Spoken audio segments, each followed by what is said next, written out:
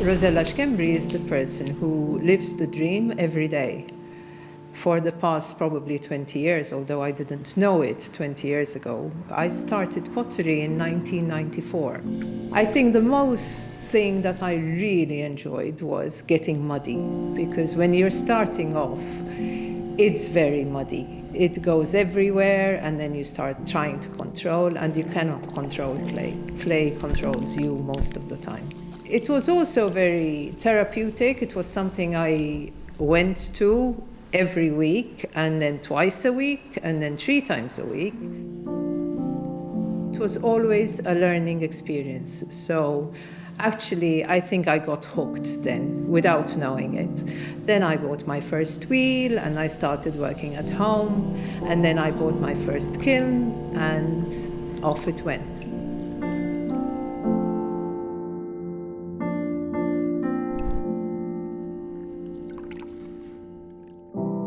Once you get the name, you're fine, but I haven't met a potter who's rich, unless he's dead. So it takes a long time. In pottery, we talk about 50 years, 60 years in pottery, and then you become famous. You actually become well-known more than famous, because we work because we enjoy working with clay. Believe in yourself and do it for yourself. Don't do it because your parents told you, and don't do it because your teacher told you. If you feel it, just do it. And don't be afraid. There are mistakes along the way. The important thing is not to make the same mistake twice. Make new mistakes, but learn from your mistakes and listen. And once people start to know you, I mean, I'm always surprised, oh, you're Rossella? And I say yes, but I'm very proud when they say, oh, Space for Clay, we've heard about you. Oh, good. So people come and they give ideas, and people pick them up. So there's always the exchange, and I think that's basically what I work for.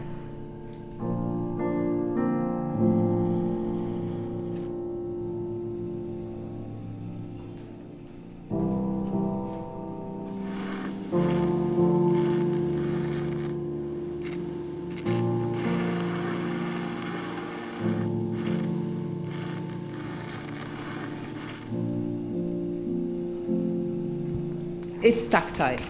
The minute I walk in and touch clay, I feel I'm home. So if there's anything wrong in my life, or there's something upsetting in my life, then I come here and I touch clay and I do whatever needs to be done here. And this is where I kind of come to terms with being sick, or having something, or losing somebody, or having something go wrong. I mean, the one thing that any potter dreads is opening the kiln and finding every single piece has broken. So it's like, fine, shut the kiln, walk away, calm down, and start again. Because clay gives you so much, but it is also a hard taskmaster. If you don't do things as you're supposed to do them, the clay will answer you.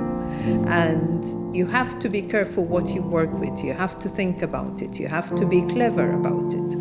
You have to see what works and what doesn't. And you have to admit that you don't know everything. And there's always the fulfilling that you've learned something new. You've spoken to somebody, or you've passed on your knowledge.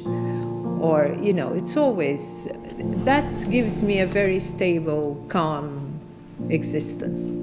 That's what clay gives me. It gives me a lot back. So basically, that's why probably I'm in love with clay.